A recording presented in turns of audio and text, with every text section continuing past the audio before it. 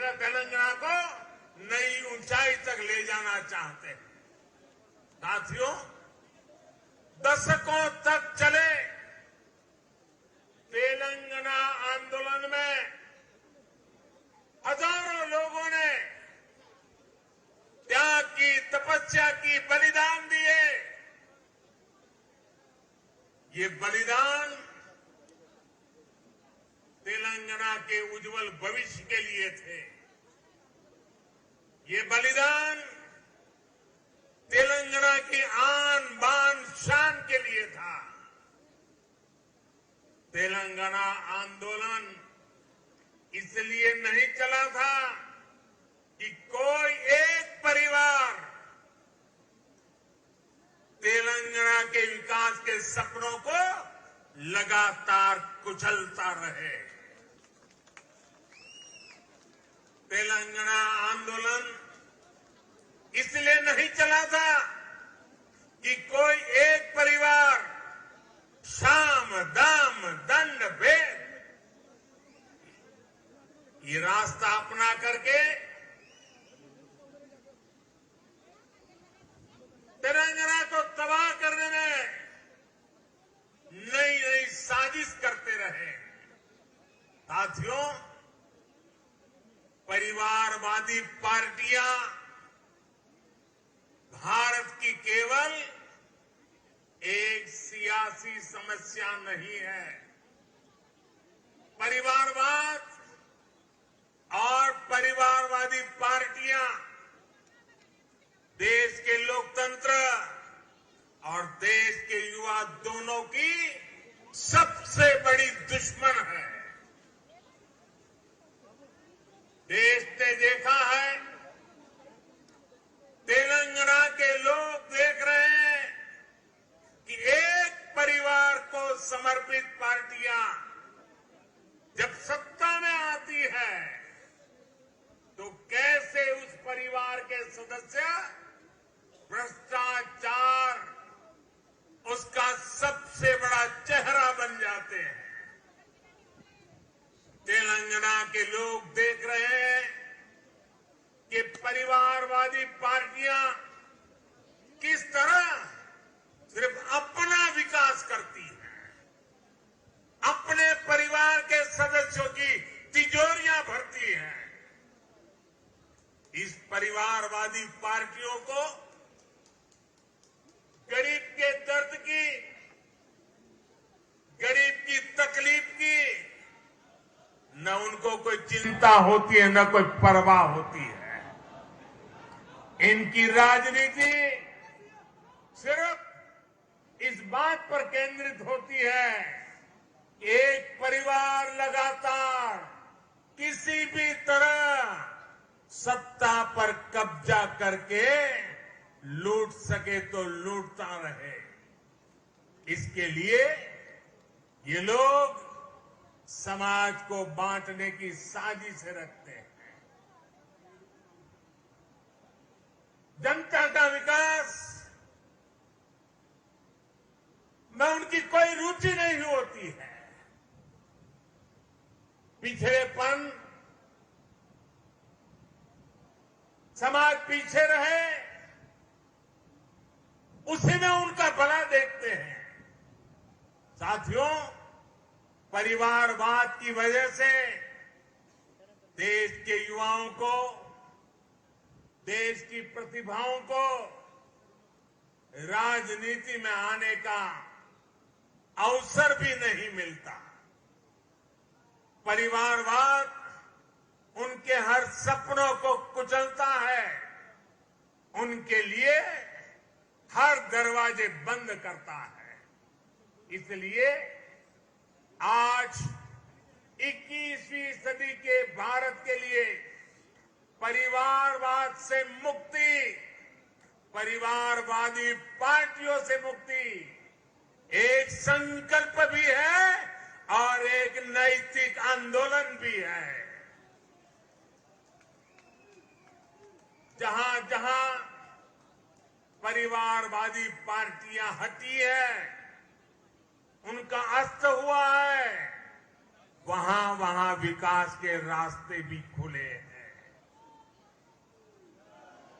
अब इस अभियान को आगे बढ़ाने की जिम्मेदारी तेलंगाना के मेरे प्यारे भाई और बहनों की है, तेलंगाना की जनता की है।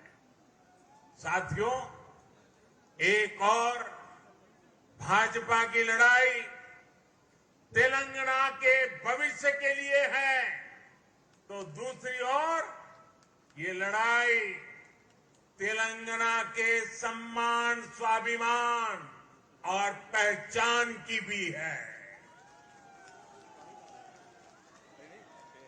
यहां एयरपोर्ट से बाहर आते ही तेलंगाना की जो हवा में महसूस कर रहा हूं, ये जो मैं दृश्य देख रहा हूं, ये तपती धूप में आप लोगों का उत्साह उमंग देखता हूं, मैं इसके आधार पर कह सकता हूं कि हमारा संघर्ष रंग ला रहा है।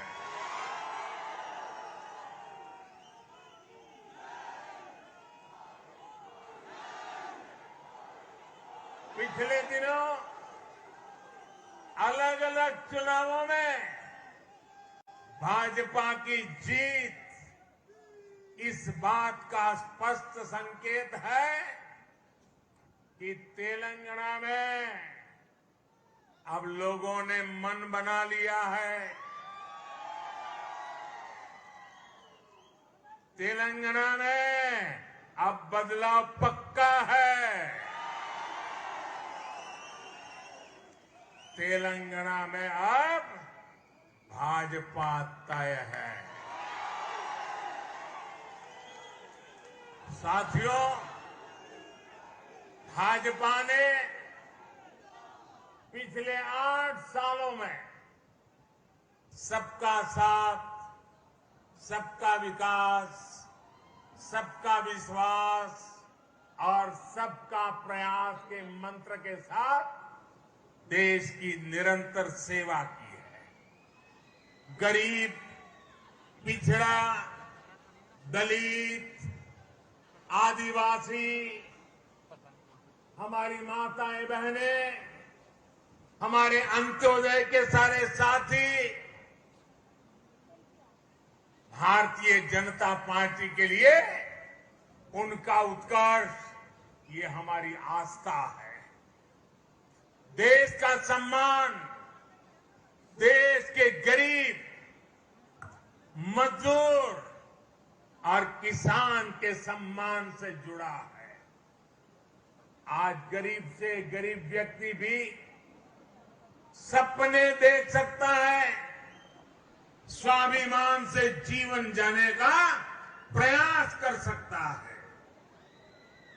हमने हर गरीब को शौचालय देने का वायदा किया, उसे पूरा किया। हमने गरीब को देश की आर्थिक मुख्य धारा से जोड़ने का संकल्प लिया, जन धन योजना खातों के जरिए उसे पूरा किया।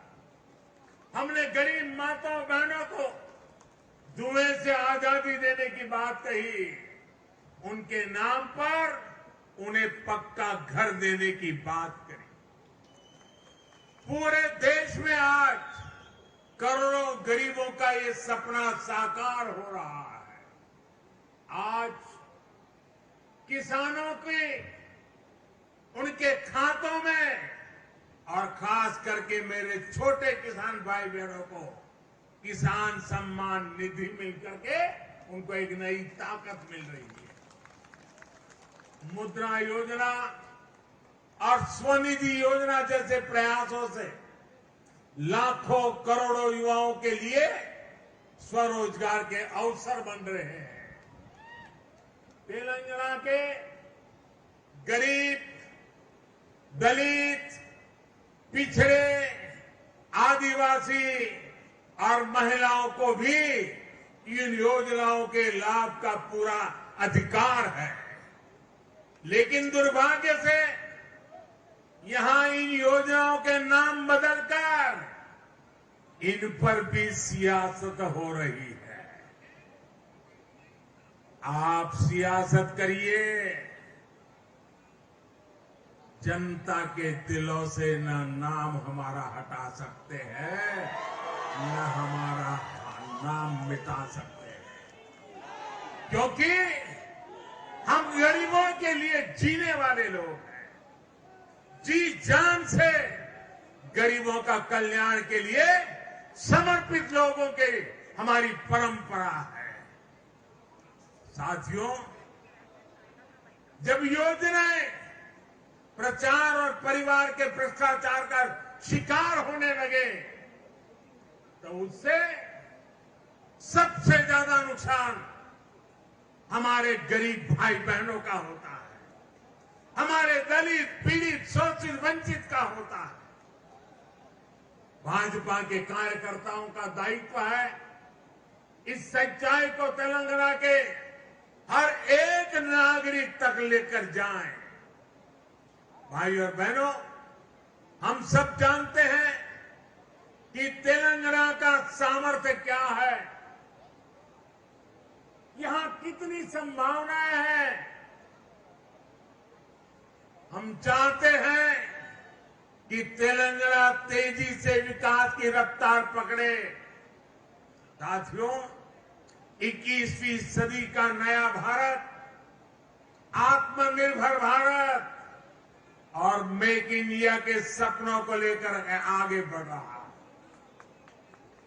हमारे स्टार्टअप्स आज पूरी दुनिया में अपनी छाप छोड़ रहे हैं। आज हम दुनिया के तीसरे सबसे बड़े स्टार्टअप इकोसिस्टम है।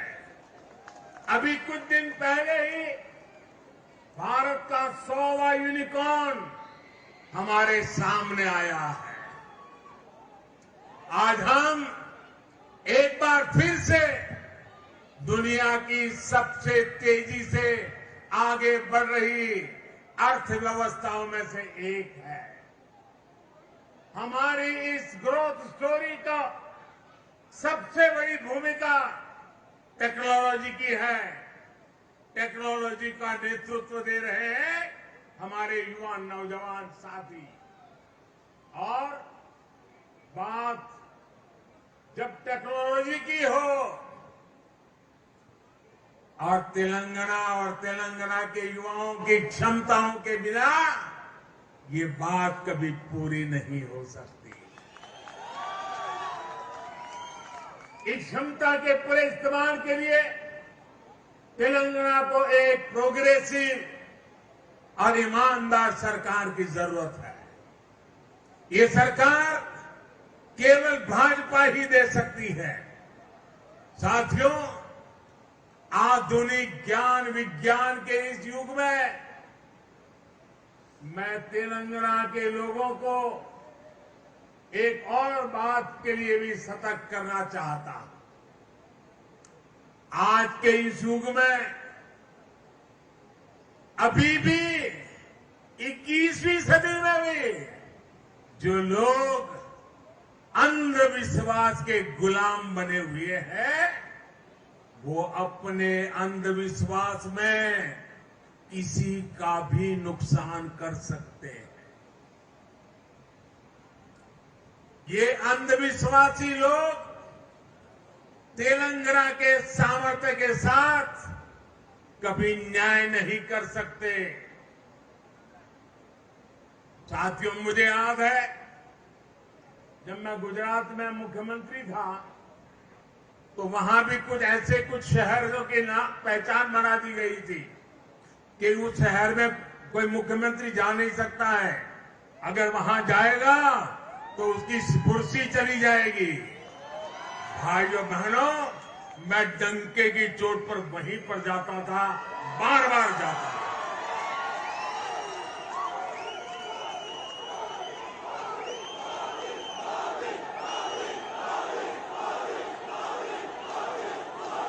मैं विज्ञान में विश्वास करता हूं, मैं टेक्नोलॉजी में विश्वास करता हूं।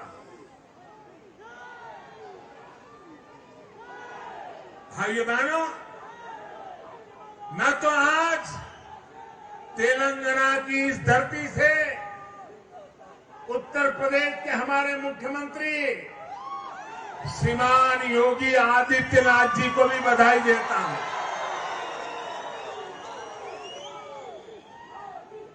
उनके वो तो संत परंपरा से हैं, सन्यासी परंपरा से हैं। उनके कपड़े और वेशभूषा देख करके कोई भी बात मान लेगा। जब उनके सामने आया कि फलानी जगह पे नहीं जाना चाहिए, ढिकनी जगह पे नहीं जाना चाहिए, योगी जी ने कहा मैं विज्ञान में विश्वास करता हूं, और वो चले गए और दोबारा मुख्यमंत्री भी बन गए। अंधविश्वास को इस प्रकार से तवज्जो देने वाले लोग तेलंगाना को, उसके भविष्य को कभी संवार नहीं सकते हैं। भाइयों बहनों, ऐसे अंधविश्वासी लोगों से हमारे तेलंगाना को हमें बचाना है। मैं आप सभी भाजपा कार्यकर्ताओं से कहूंगा, हमें पूरी मेहनत करनी है। हमें तेलंगाना की जनता की सेवा में कोई कोर कसर नहीं छोड़नी है। मुझे पूरा विश्वास है कि भाजपा का हर एक कार्यकर्ता इसी उत्साह और समर्पण के साथ आगे भी काम करता रहेगा। तेलंगाना तेजी से विकास के रास्ते पर चलेगा, तुष्टीकरण की राजनीति से मुक्त होगा, परिवारवादी पार्टी के चंगुल से मुक्त होगा। और भाइयों बहनों, मैं 2013 वो समय भूल नहीं सकता। मैं तो गुजरात का कार्यकर्ता था, पूरा देश न मुझे जानता था, लेकिन हैदराबाद ने एक ऐसा इतिहास रचा था जिसने पूरे हिंदुस्तान की सोच में परिवर्तन लाया। मैं आपको याद दिलाना चाहता हूं, हिंदुस्तान के सार्वजनिक जीवन में वो पहली घटना थी और हैदराबाद तेलंगाना के लोगों ने करके दिखाया था। जब मैं हैदराबाद आया तो मेरा भाषण सुनने के लिए टिकट रखी गई थी, पैसे देकर के आइए सुनने के लिए, और मैं देख रहा था तेलंगाना के लोगों ने टिकट खर्च करके इतनी प्रेम वर्षा की थी, इतनी प्रेम वर्षा की थी, और उससे वही एक टर्निंग पॉइंट था कि आज मुझे देश की सेवा करने का मौका मिला है। यही हैदराबाद, यही तेलंगाना हम नया इतिहास बना करके तेलंगाना में झंडा गाड़ने वाला है।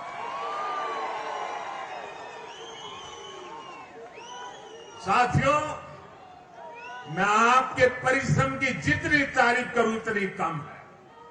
मैं आपके जज्बे की जितनी तारीफ करूं उतनी कम है। लेकिन मुझे पूरा विश्वास है, ना आप झुकने वाले हैं, ना आप थकने वाले हैं, आप जूझने वाले भी हैं, जीतने वाले भी हैं। मेरे साथ बोलिए भारत माता की, भारत माता की, भारत माता की। बहुत बहुत धन्यवाद।